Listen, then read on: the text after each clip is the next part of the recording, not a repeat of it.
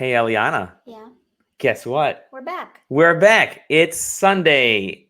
That's delicious. Bum bum bum bum bum bum.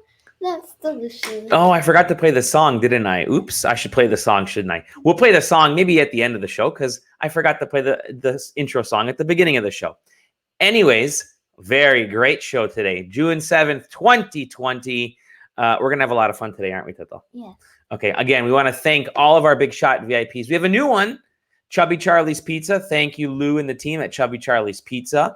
To Brian, to Ryan, to Jordan. Thank you, everybody. We really appreciate it. It is so cool to have you guys supporting us. We really do appreciate it. Okay. Oh, actually, maybe I do have the song ready to go. Should I play the song? Yeah, do it. Big giant thank you to our friend Nev.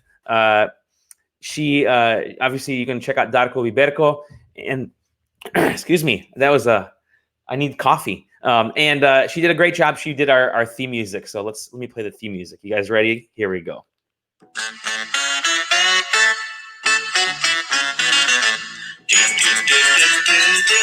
That's delicious. Thank you to Nev. Nev, you're awesome. Today we have a very wonderful special guest today, Pero. And Eliana just left. Ellie, aren't you going to stick around? She's going to come back. Trust me. As soon as we get into some of this cool stuff, I'm going to bring in Pero. Pero, how are you? It's very good to talk to you. Hi, everyone. Good to talk to you as well. It's a great opportunity. Sorry for my co-host. She's off and running. She'll be back. She'll be She's back, going to get some material so she can prep with us. I had a chance to say hello to Eliana. She's great. She's awesome. She's my wonderful co-host. Yeah. Pero Sardzoski, it is so good. Oops, I'm tangled up here. It is so good to talk to you. We've been friends on Facebook for a while, and this is the first time really sitting down and talking and chatting about some of the great things that you do. You, like me, are a very creative person. And I've been watching a lot of the stuff you do, reading your Facebook updates, and I'm very inspired. And then my cousin Borka in Macedonia said, you should reach out to Pero and have him on the show. It'd be very cool. And kind of chat a little bit about what you've been doing. And I've been super impressed. And I'm going to be, for the viewers out there, obviously we have a lot of viewers that are non-Macedonian speaking, so we'll be mixing. So bear with us. I'm doing my best to continue learning to speak Macedonian, even though, of course, I was born in the U.S., but you did a great job. We're going to find out more about Pero because the things you do just in your career and everything else is fantastic. So Pero, tell me a little bit about yourself. Tell everybody about who you are, what you do, and then we'll dive into some of the other things. Okay. Well, if I have to describe myself, first of all, I would say I'm a teacher. Mm-hmm. I teach English as a foreign language, mm-hmm. and I'm a co-founder of my private language school called Pegasus English Language School. It's located in Tetovo. But for a while, like for 8 years now, we've been trying to introduce more and more digital technology in the educational mm-hmm. process. So we've been introducing online web-based tools for quizzes, wow. for games, virtual learning platforms like Edmodo, like Google Classroom. And gradually, we managed to move our school from paper-based to a paperless school, at least 90% paperless, which was also in compliance with the Sustainable Development Goals promoted by the United Nations. We got a spotlight on us by Edmodo. Edmodo is a virtual learning platform based in San Francisco mm-hmm, that offers a free tool, a free resource for teachers that I have explored in depth, and I have also managed to use it widely in promoting online lessons or distant learning with students, which was really useful during the lockdown period. And this is where I come with the idea that I wanted to talk with you here. Definitely. Promoting virtual tours. Yes.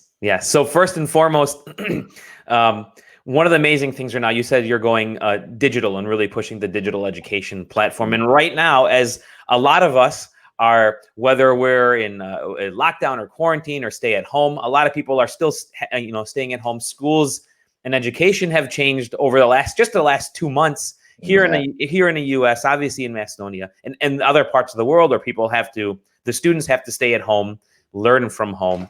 And the amazing things you've done with Pegasus and with your educational side is that it's I don't want to say it's good timing, because there's never good timing for a pandemic, but the things that you're doing are benefiting people who maybe can't, the students who can't get to that physical space anymore. So kudos to you for at least having the foresight years ago to get this going, because we are really moving into a digital, paperless society just around the world and culture. So congratulations for that one. Thank you.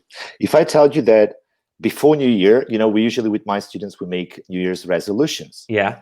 And one of my resolution that I openly announced and told to all my students was that I would like something to happen next year so that the whole educational process goes online.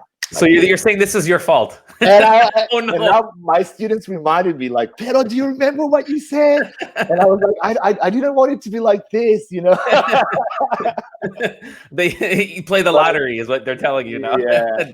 But that's the idea behind situations like this. It actually pushes all of us to find other ways to be more creative in providing solutions. We're not in a deadlock situation. There is always a way out. There is always a way to make things better. What I've came across when the lockdown happened, when the schools were locked down, I was first faced with the formal educational system. There were a lot of teachers who were asking me for help, like, can you please help us? Tell us what you do. What kind of platform do you use? Could you make a video online with instructions in Macedonian? Because most of the teachers do not speak English that well. It's easy for the English language teachers to use all these tools, but for those teachers who teach, let's say, I don't know, Macedonian language or history or geography, who are not that proficient with English, they found it really difficult. And it was a big mess for them. So what happened in the educational system was that teachers were trying to move the whole curriculum online, which was a big task for them. They had to digitalize contents by taking pictures from books and then posting them on social media and stuff, which was chaotic for the students, for the parents, for all of us. But at least there was a change, a shift in paradigm thinking in terms of people started realizing that online is okay, it's possible, and it can be done in different ways. It could be done in a creative and entertaining, interactive way, which is what we are trying to promote as a concept. So having an online lesson doesn't have to be transfer of digital contents with your students, but it could be a real interactive one-to-one, 1 hour, 2 hour session where you could actually guide your students through a whole process, having them interact with each other, interact with you. Of course, it takes a lot of skills. It takes a lot of training for teachers. So when we started with the whole thing, with the online lessons, my students were overwhelmed with all sorts of tests and grammar and homework. And I was like, I don't want to do this with my kids now. I want to give them some time, some chill out time, some entertainment opportunities, and a chance to also learn something new. And this is where I was already experimenting with virtual tours in the classroom with goggles with my students. We used Google Expeditions, which is a fantastic app. Yeah, it allows you to be a guide. You have to use the same Wi-Fi though, and all the students get connected to your own account, and you guide them through a virtual tour while they focus on learning and traveling through all these places virtually. So it's doable in a classroom setting, but then the challenge was, how can you do this online? And without goggles, without people having goggles. Luckily, there are a lot of tools online. One of them is Nearpod. It's also an American-based web platform, and it offers teachers an opportunity to create presentations that could be shared with students, but it's also linked to a website called 360cities.com that offers 360 degrees photography from many, many places across the globe. So you can actually borrow those pictures to create virtual experiences for your students. And that's how I started. I actually decided to give my students break from grammar, from studying and memorizing things, and I just said, okay, let's go and travel, because we are stuck at home. We can go and travel and see the world. And what we did was I tried one presentation, and it worked really well. And that was the first VR tour was across Britain. So we were visiting Britain's landmarks. We went to see the Westminster Abbey, where the coronation of royalty takes place. We walked through the Houses of Parliament. Then we went to see the British Museum. We went to Stonehenge. We saw the Loch Ness Monster deep down. I mean, there are really cool stuff available through this app. And then my students wanted more. They were like, okay, this is They cool. got the taste. Y siga Sakapoike. Yeah. And I started going on with virtual tour to Italy. We explored Rome, and then we explored Paris, and then we went to Russia, exploring Moscow and St. Petersburg. Then we went to Japan. Then the next one, they just wanted to go into the ancient kingdoms and ancient mysteries. So we started doing ancient Egypt, and now we're going with ancient Mayan culture, ancient Incas and stuff like that. We also did the American Patriotic Landmarks via tour, which is visiting the Rushmore Mountains, all these monuments related to the American history, and it was really cool. They loved it. I want to do this. I'm so excited. Just what you're telling me is not. I'm in. This is so cool because now you make learning interactive. You make the students, like you said, Onisaka. They want to try something. What's the next thing? Oh, I learned. Oh, that was very cool. I saw some cool stuff in China. Oh, ancient Mayan civil. Yes, I want to learn this, and it's a very different way, and it's digital, and there's a way to really kind of bring the students in. So if you'd like to, whenever you're ready, feel free to share your screen. We can start to bring in some of the other aspects. But so you're hooking the students in. You're getting them to be very excited about the work that you're doing, about learning, about being this guide. And you, especially right now, obviously, I hate to say perfect timing, but in the US, for instance, we can't travel right now. There's a lot of very, very big travel restrictions around the world, and we can't go to a lot of these places. And sometimes just putting a headset on or just looking at pictures is not enough. Having an actual tour guide, having somebody telling you, this is, if you look over here, this is where we do this kind of stuff. This is what you were telling me the other day. The wood carvings were done by so and so. This is, if you put your ear to the floor here, you'll hear a heartbeat. Those are the kind of things you don't get that. You don't get that from just a PowerPoint slide. You get that from somebody actually interacting, and you've been doing these great interactions with people, with students, and so on, that they want to learn more. Yeah, well, that's the idea. It's an educational tour, first of all. So the idea is to teach you something, but it's also to focus on interesting facts that will, that are memorable. So we don't have to go into the history of, the details and dates and stuff. But what people want to pick up is interesting facts like those that you mentioned, the wood carving, and put your ear down and you can hear this. So these are kind of things that you could experience when you get there on the spot. Yes, of course, we don't have the opportunity to do that now, but it's what I see virtual tours, what I see as an advantage of the virtual tours right now is also they could be used even in the future as a preliminary visit to the place. So tourists willing to come and visit Macedonia, they've never heard of the place, they've read a couple of information online about the country, but they want to see some hands-on experience and see how people would explore, or what you could see there on the spot. And I think that's where these tours can actually pop in and do a good job. So I don't know if you can see the screen now. Can you see not yet. You might have to share again, maybe share the tab, the Google tab right now. So as soon as we get it up there. Chrome tab, and then we will go here. There we go. I'm going to add that on there. So there we are. Okay, we see it now. Yep. Superb. So basically, for what I use for these virtual tours is Nearpod. Nearpod. It's a web-based tool. It allows you to create a presentation, and then participants who attend the virtual tour via Zoom, they're given a code. This is the code here. So I'm logging in right now on my phone. Yes, you have to go on join.nearpod.com. That's the website. Or download the Nearpod app. Hey, Ellie, come over here and check out the cool virtual tour. Good. I got you here. And there I am right there. You're on my students list. And then we can start with the presentation. Yes.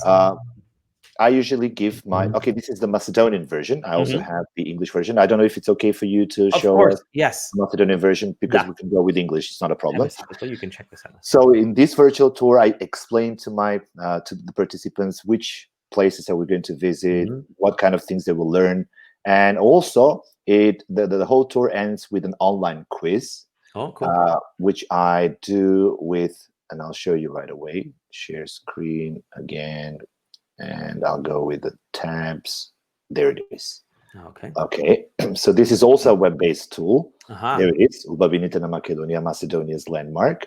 So we have both variations in English and in Macedonia. What I do here is I go with the live mode, Cool. and then again a website opens, and then if you click on this website, or if you just look it up on Google, joinmyquiz.com, you will have to enter a code, and then your name will pop out here. As soon as I have all the participants ready, I start the quiz, and then the quiz goes. On my screen, on the shared screen, I see the progress of the participants, while on each mobile phone, they will see the questions with the ABCD answers or true, false answers that they will have to choose. So this is a good way to test your knowledge, to check what you have learned, and to confirm that at least some things that you have talked about or heard about are you've mastered them in a way, because the focus is still on this is another thing that inspired me to start with these virtual tours. My high school students, my third year high school students, which is like 11th grade in the United States, they usually have excursions in May every year, and they in the third year they travel to some of the European countries, so they go and explore Europe. Yeah. Would you like to travel like that? That would be that would be very cool, very educational for you. Yeah, I would love to be your guide if you decide to come with me. And we have people already. Can we see the tour? So that's what you're going to be getting on the tour. For those that can read in Macedonian, those that can't, he's basically explaining here's the kind of the plan that we're going to be doing. Here's the things that we're going to be seeing. It's not a problem, Dali, for me to actually go with the English version. That's fine. It's okay. Whatever works for you is fine. Yeah. Okay. So what we do next is, do you dream? Dreaming of going to Macedonia. Yeah. And then I show the participants a video. And all this, by the way, is popping up on the phone right now live. So it's all perfectly live. Yeah. So the idea is, the concept is, how about if you were a tourist willing to come to Macedonia, what would you first do? And you've never been to the country. You would probably go and search things online, right? You'll try to find a video on YouTube that shows a couple of your at least 10 best places to visit in the country. Then you'll try to Google a website that talks about the history and the background of all these places. And this is what I did. I did that. I went on YouTube. I typed tour guide Macedonia. This is the video that pops out. And then I typed Macedonia's landmarks, and then another website shows up. And I decided to use these resources to tell others that this is what you could get as a tourist. This is how you would approach, traveling to Macedonia. And then, of course, I through the tour. So first of all, I show them the video. We go through. I'll just browse through it quickly. Sure. We go through some of these places. This is the Skopje Fort. And if we walk past the fort, we will walk actually past the fort. We'll have aerial view on this place. We'll be able to explore all of this, talk about the history. We'll talk about the Ohrid Lake, the Prespa Lake, Skopje, the Stone Bridge, the aqueduct. So pretty much all of these things that we will visit in the video and we'll talk about in the video will be visited in the tour as well. So the video is sort of that teaser. Like a teaser, yeah. And it also sparks a discussion. What do we know about this country? And then I ask my participants to post something here. Oh, that's cool. Yeah. On your mobile phone, you will see a question. What do you know about Macedonia? Let's see. And then I ask you, for example, write down something that you know about Macedonia. So maybe you could demonstrate this to I just did it right now. And I love burek. Fantastic. I love burek, right now. Every breakfast. Borka knows every breakfast we have burek.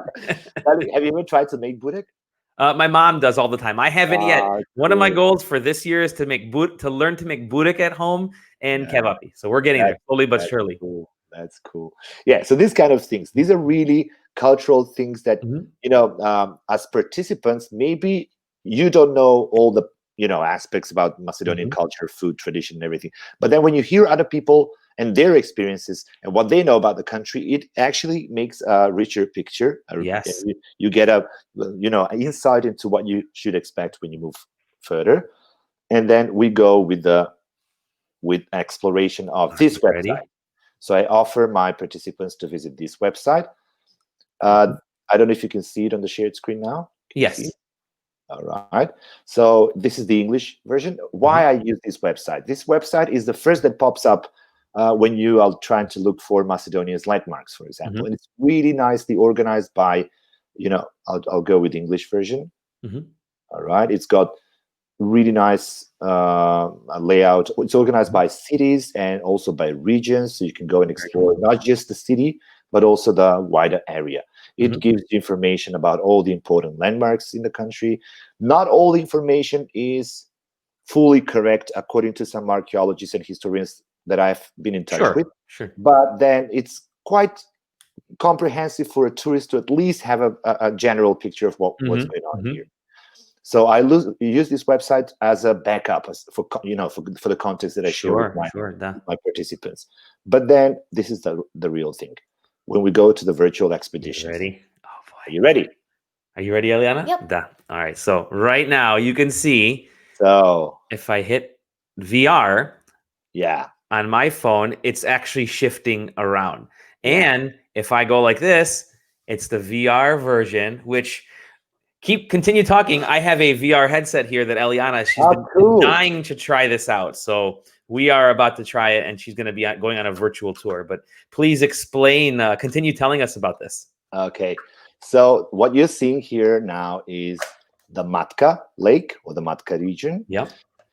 Matka in Macedonian means the womb, the woman's womb. Yes. And it got this name. Yeah, it got this name because it looks like the womb.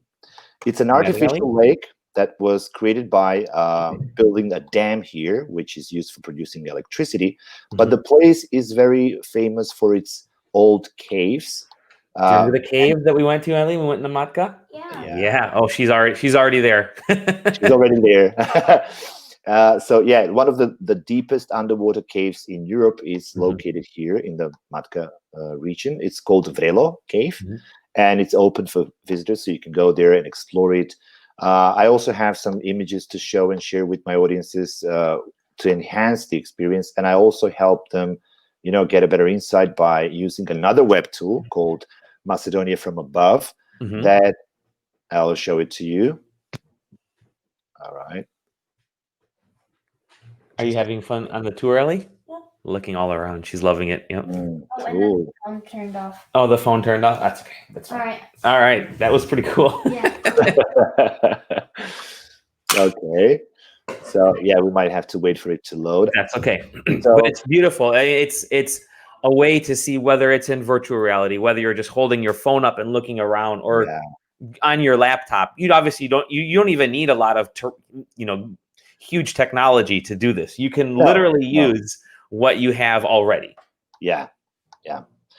So this is actually the I'll try to go with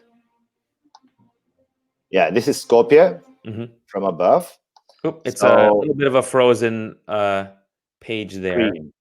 Maybe I can move it like this. Yeah, there you go. Yeah. Okay. All right. Yeah. So as we explore Skopje here, I also enable my. I'll have to probably stop sharing this one and share another. And flip back and forth. Sure. I'll do that, and I'll show you. To me, because I was there last year, we visited family there last year, and obviously Borka and Danny, friends of ours, and my cousin, they took us around town, and we got to see this. And so to me, I'm reliving this experience. It makes me want to go back. Everybody, by the way, it makes me want to go back so badly. But what you mentioned, and so there's a beautiful shot right there of Skopje from above. And what you mentioned is this is a great way. I'm having way too much fun, by the way. This is a great way for people who are trying to plan out trips to Europe or to Macedonia, and say, I'm interested to see stuff, because a lot of the people that I know, a lot of my friends here in the US and in Canada and Australia, when they go to Macedonia, they just visit family and that's it. They stay in the Selo or they stay in the Grad and that's it. They don't go anywhere else. They'll stay in the village, right? This, for me now, I'm seeing this tour, these things that you're showing me, for instance, the fortress that you just clicked on. To me, now I've had a taste of this. Like, oh, the fortress, there's some cool information there. I really want to check out the fortress next time I go. Yeah, I think that's the biggest benefit for these kind of VR tours. Because, a lot of people who come to Macedonia, they rely on what they will find on the internet, or maybe what if they're lucky to find a good guide online before they come to the country, so that they can get some updates and some some directions what to do. I've been using couch surfing a lot in my travels across the globe. And I found out that people who are the locals, for example, they can give you much more valuable information and facts about the place than what you will find online. Because online, it's usually, it's a formal way of presenting the country. Come to the museum, come to this place. Here, you can actually tell people that as you walk through Skopje and you go to the old bazaar, which is what usually people do across the old bridge, why don't you stop by at the old fortress and see the old archaeological site that was the remnant from the Emperor Justinianus Primus fortress. And the guy was born in Skopje. He was the emperor of the Roman Empire. Surprisingly, how he got there, it's a long story. But because he came from this place, he was very fond of the place, and he built a fort to show the people that that you're my people, that I'm your king. Nevertheless, this is a story. So these little stories can sell stuff in terms of people might get more interested or willing to find out more about the cultural heritage of Macedonia if they know these little tricks. As for example, the mosque here. I don't know if you knew that the mosque. This is one of the first mosques that was built in Europe or in the Balkans by the Ottomans with their advance. It was built in 1452, so it's like 40 years before America was discovered, right? And it's still standing. Wow. And it's an amazing edifice here, and it's just around the corner, so why not stop by? People are really open for visitors here. And the way you explain it there, it's more than just photo opportunities, it's stories. Yeah. I mean, I wanted to show you another one, which is really cool, that people don't usually go and visit because it's a little bit off the road. It's called Kokino. I don't know if you heard about it. I love Kokino. Yes. Yeah. So Kokino. Okay. So this is still Skopje on the presentation. All these slides are 360 degrees, and you can observe. And with your mobile phone, you can actually go around. You could say, "Stop! I just want to take a longer look here." You can zoom in if you'd like to zoom in, obviously, with your phone. Yeah. You can zoom in. You can take a closer look. You can talk about all these monuments, what they represent, why they were built. We could even discuss politics if you like, although I avoid these kind of talks.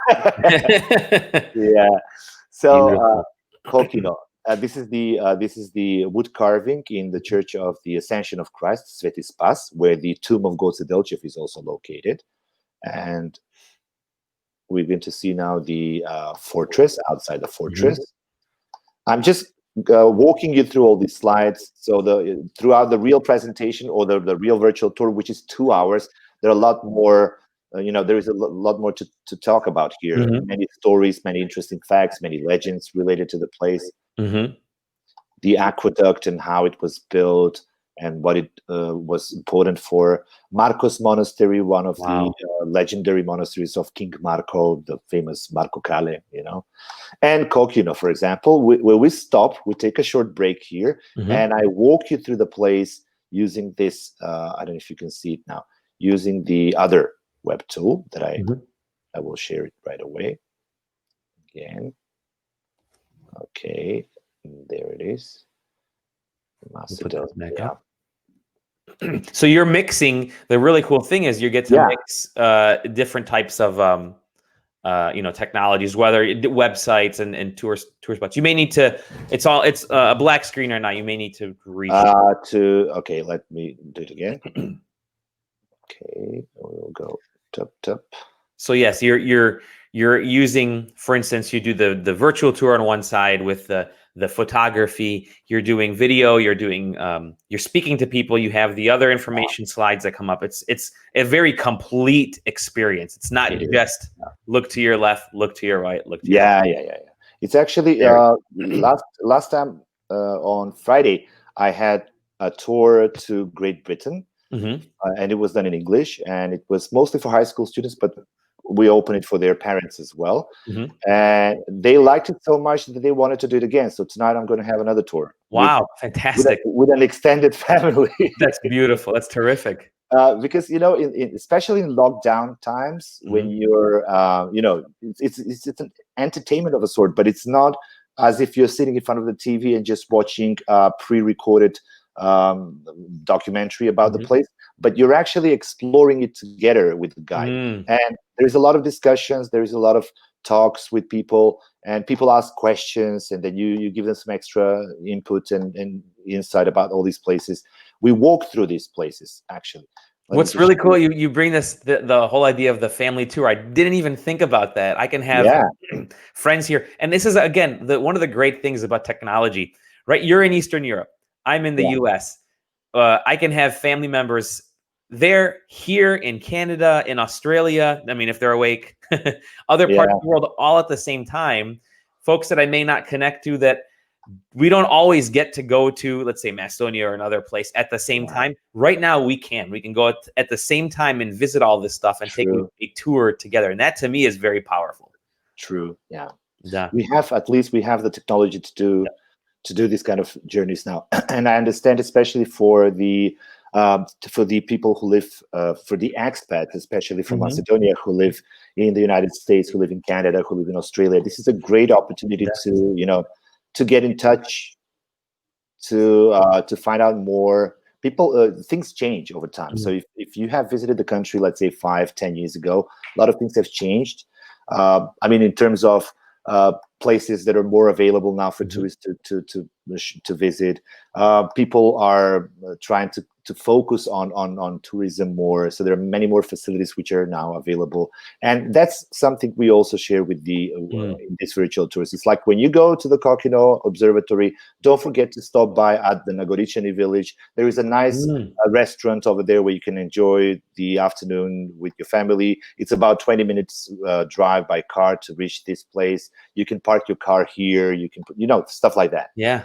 And then you can do a trekking tour up to the mountain just to see what it looks like. And I'll do that with you now right away, just to show you what it looks like. So we go down there and we actually walk up the hill to reach to the thrones. So this is what it looks like. This is also a very popular setting for many movies nowadays. And don't be surprised if you find people with, recording something over there. There are several ways to reach to the main plateau, to the main summit, and this is the main plateau here. You may need to reshare a different screen there. Did you lose it? It's just the static screen. Okay, let me try it again. Yeah. There you go. Meanwhile, I'm in awe at the beauty of Kokino right now. Here we go. Okay, it's okay. Sorry. Yep. So it's a megalithic observatory. It was put on the 4th position on the NASA list of ancient observatory, just right after Stonehenge, after Abu Simbel, these kind of places. These are the thrones. This is the place where the ancient chieftains would sit down and observe the the equinoxes from these positions here, which is where the markers are on top of these. And it's really nicely, precisely marked a place here where the sun comes up in the spring equinox and when the moon comes up. So there is a moon marker, there is a sun marker. And scientists today are sure that these ancient people at least were aware of a 17-year cycle. Wow. Because they had this kind of 17-year cycle based calendar at that time. It's a shocking thing considering the fact that we're talking about the Neolithic period. That's about 2,000 years BC. They have also discovered many artifacts which relate to religious rites or religious customs. So archaeologists believe that this place was not really inhabited as a settlement, but it was more like a temple that was used by the people of the ancient world. It's got a really nice structure. These are all volcanic rocks, which are really soft and easy to shape around. The whole place is now being fenced around because a lot of people used to go and sit on these stones. And of course, chop off a little bit of the stones as a souvenir, which is a bad thing, for the place. But it's a fantastic place to visit in the summertime, especially. And nearby, there is also the cave of Prohoropczynski to visit in Nagoriceni, which he was a hermit who lived there in the cave and prayed to God. We're talking about the medieval period. This is about, 10th century, probably. And there is also a really nice fish restaurants where you can stop by and have a nice relaxing afternoon. It's a nice hiking tour as well. It's got beautiful sceneries. It's a really fantastic place to visit. And it's one of the most visited places by backpackers. Oh, really? Yeah, you find it on many websites and portals. It's promoted, and a lot of people just know about Kokino without even knowing about Macedonia. And there you go. Our friend Silvana, friend of the show, says it'd be awesome to do a yoga retreat in Macedonia when COVID. Oh, that would be awesome. Yeah, and this is a perfect place for that. Yeah, a yoga retreat. Yeah, there you go. And there are some places where you can actually do that and enjoy the ambience of the nature around. That's wonderful. This is so cool. I'm going to be signing up for so many of these. Yeah, cool. Then we go to Ohrid and we watch the beautiful Ohrid, yep. sunset and enjoy the beautiful scenery over here. Oh, we talk about the unique features of this lake. It's one of the oldest lakes in Europe. And if you look to the left, you see young lovers. It's just very classic for those right there. That is cool. That's Ohrid right there. That's when you go there, you experience you're capturing moments as well, not just not just photo opportunities. You're capturing little moments of in Kokino we saw hikers, in Skopje on the bridge we saw things, and here in Ohrid we saw it's a city of love. I mean, it really is a city of love and majesty. And so these types of little moments in the story, like you said, there are stories everywhere, and you don't get that from just looking at pictures that I would show my baba. It's pictures, it's experiences. So having you tell us these things, I think is so good, so beautiful. It is, and this is the fortress of Samuel. I sometimes, when we talk about history, Macedonia has a lot of historical issues and other issues. But what I'm trying to promote here is the cultural influences that shaped what is Macedonia today. So, for example, Samuel was of Armenian origin. He was a ruler part of Bulgaria, but he separated from Bulgaria and created his own kingdom here in Macedonia, in Ohrid. And this is a nice, interesting political situation that you could explore further with people. Why it happened? Was it a way how to deal with the feudal system imposed by the Byzantine Empire? Was he trying to create a new system where people would be more equal? He was also trying to reform the religion as well, with the Bogomils as well. So these are kind of things that pop out during the conversation as people would ask questions and would like to know more about the place. But in general, it's a really good way to, at least to see these places before you go over there. People have heard about the Samuel's Fortress, but they might not have heard about the nearby forest that connects you to Plaušnik, which is the place where the oldest church university was founded by Cyril and Methodius, by Clement and Naum, who were disciples of Cyril and Methodius. And that's just a 20-minute walk from this place through a really nice, beautiful forest. So things like that, and it's helpful that these photographs are they're stunning photography, and you can see the names, by the way, for anybody who's wondering, the names of the photographers and where they're the location, where they're from on the bottom left side of this here. Wow, this is wonderful. Look at that. It's a St. Naum's Monastery, one of the oldest in the region. Yeah, you know that Ohrid was also known as the City of Light or the Macedonian Jerusalem. It used to have 365 churches in the past. Wow. One for each day. Yeah. Most of them have been destroyed, demolished over time by invaders and natural disasters, but still quite a lot of them have survived. One of them is St. Naum's Monastery, which is one of the oldest in the region, from the 9th century, where the saint is also buried. It's just behind a door, and people believe because he was a healer, he could heal people, and they believe that he still has this kind of healing properties. And when you put your head on the tomb, you can hear the heartbeat. Some people believe that it's his heartbeat when it's actually the water, pulsing or, hitting the rock underneath the monastery. But nevertheless, it's a nice, interesting story to share, with people. It's a beautiful city. Naum is beautiful because, as a lot of us know, the peacocks, the amazing peacocks that are in Ohrid, it's awesome. Supposedly protect the church, the monastery. Well, this is Struga, the bridge of the poets, and this is the Black Dream River. I don't know if you've heard about the story of the Ohrid eel. No, I haven't. No. There is this is an endemic species that lives in the Ohrid Lake. It's called the Ohrid eel. Yeah, and it's a really unique species. Sorry, that travels to across. It swims out of the lake through this river, and this river goes to the Adriatic Sea, and then the fish, the eel, swims through the Mediterranean Sea, reaches the Atlantic Ocean, and goes across to the Mexican Gulf, I think, Wow. where it breeds, and then Wow. the old generation dies there, while the young generation comes back to the Ohrid Lake, and All nobody the way knows how back. it is. Wow. Yeah. This is amazing. So you got from Macedonia to Mexico. It's a very Yeah, it's a Macedonian. There you go. yeah. The world is connected, and the animals Connected in amazing ways, whether technology or through wildlife. I mean, this is Yeah. stunning. Stunning. This is Vevchany, the Vevchany Spring, one of the most Vevchany. beautiful natural resorts here in the place. And Vevchany is also the only place which has announced its own independence as a republic within a republic. Of course, that's more like a joke. Yeah, These people are famous for making jokes, for making carnivals. The famous Vevchany Carnival over there. So I also share some images from the Vevchany Carnival, and it's really, really beautiful. Summertime spot. Look at that. So, Wow. and this is actually the only island that we have in the country. It's called Golemgrad.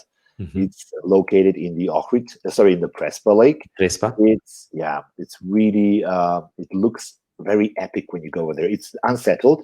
It's an archaeological site. You can just find these kind of old ruins from Roman times, from different periods. This used to be a Roman spa. Oh, wow. Yeah, this is a spa from Roman times. So they would actually keep the water here. They would collect the water from rain and stuff, and they would boil it. And then the steam would be piped to all the households through these underground shafts. That's so they were actually, they had central heating system back in the 2nd century BC. Can you imagine? We don't have it today. We don't have it today, right? They solved the problem thousands of years ago. Yeah. This lake is also very unique because it's the home to the biggest population of pelicans, and you can see some of them here. Wow. Maybe not the pelicans, but there is the biggest population of Dalmatian pelicans lives here. So the place, when you go there in the summertime, it's really full of birds. There is a lot of fish in the lake, which is what attracts the birds. And they even the fishermen say that there are catfish here, which are about 8 meters long. Wow. Yeah. That's insane. That's giant. Every time I go to the Prespa Lake, compared to Ohrid Lake, Prespa Lake is really wild. Ohrid Lake is populated, civilized. It's got archaeology, it's got history, stuff like that. Here, it's like godforsaken place, but what you see here is alive nature, vivid nature.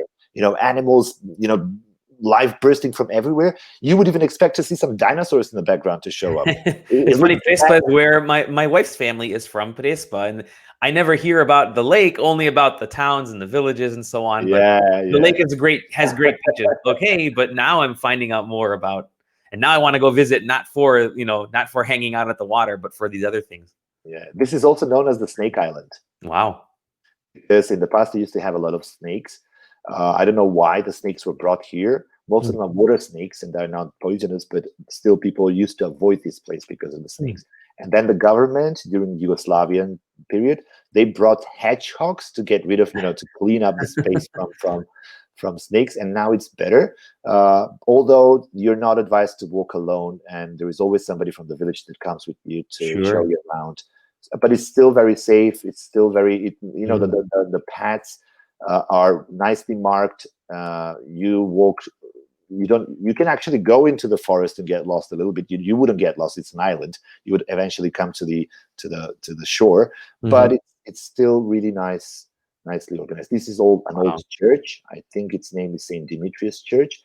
What you see here is just the foundation of the church, but the only standing edifice is the Church of Saint Peter. You don't see it on this picture. I've got other pictures to show you. And then at the end, after we cover all these excursions, we go with a quiz. You have to, on your mobile phone, on your smartphone, or your mobile device, you have to match the images to the descriptions by clicking on both of them to create a match. So you have pairs, and I don't know if you can see it on. I can see it. Yeah. Right there on camera. Yeah. Can you also show it to? Yeah, you can show it. So it's there. Oops, I had to scroll there. So it's in Paris. Okay, so Yeah, it's here. So you click on the picture and then you try to find the description of that yeah, picture. izvolite vo Verčani. Yeah, so you find exactly. Yeah, So you're, yeah, yep. Wow.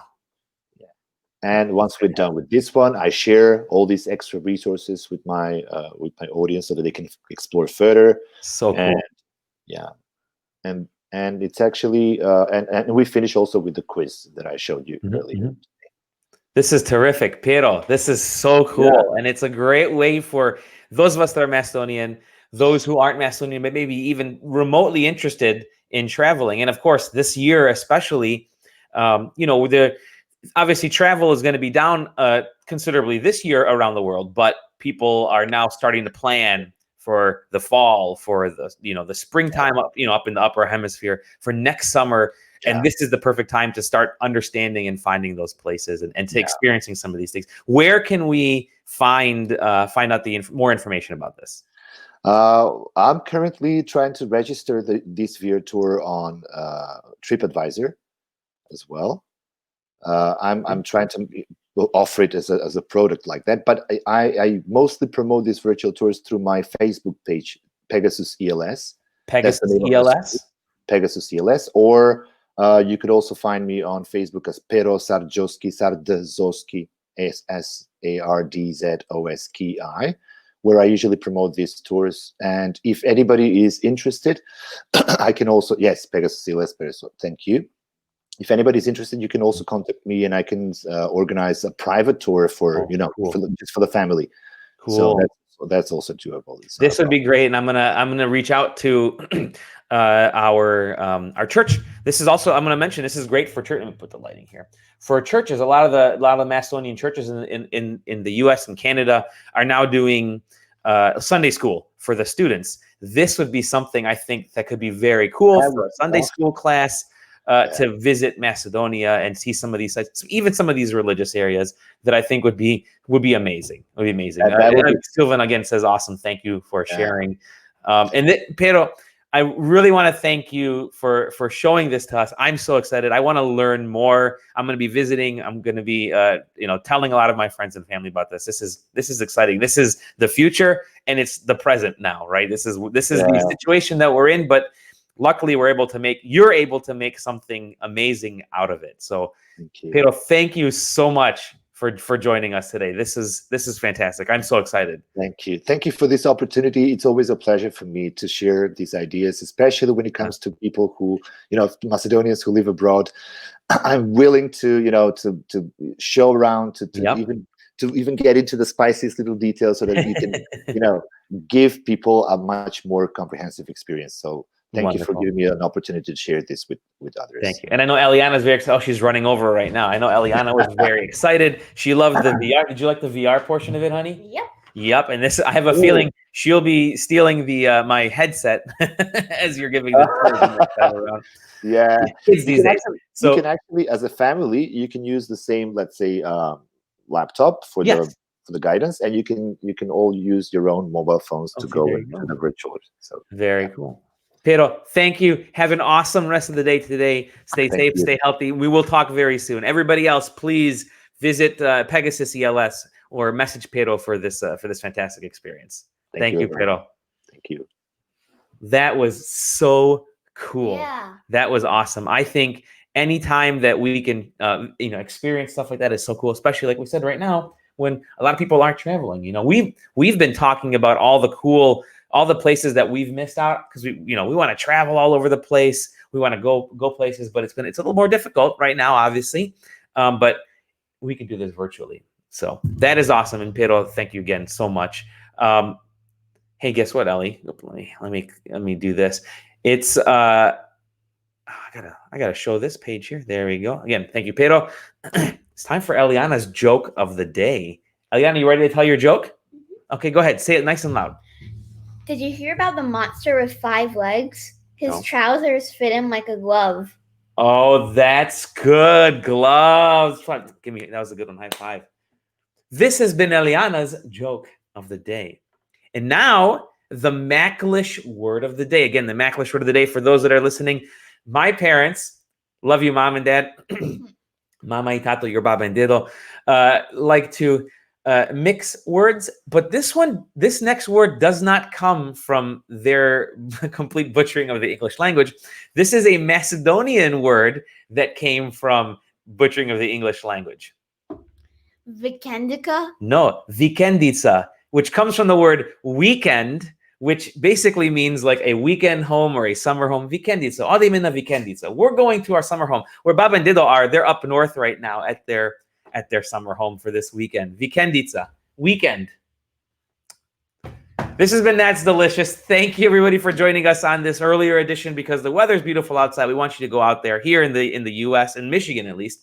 It's a gorgeous day. Go enjoy the weather. Come take a virtual tour with Pero. We look forward to chatting with you guys tomorrow, actually. Very special episode tomorrow night at 8 p.m. Eastern time as we have an interview, a job interview with this little girl. So Mama and I are going to be interviewing her for her weekly chores, and she has to do an interview. So you ready for tomorrow, Eliana? See you tomorrow at 8 p.m. Eastern time, 9 p.m. or 7 p.m. Central. I don't know. My numbers are all mixed up. Anyways, we love you all. We'll see you on the next episode of That's Delicious. Take care, everybody.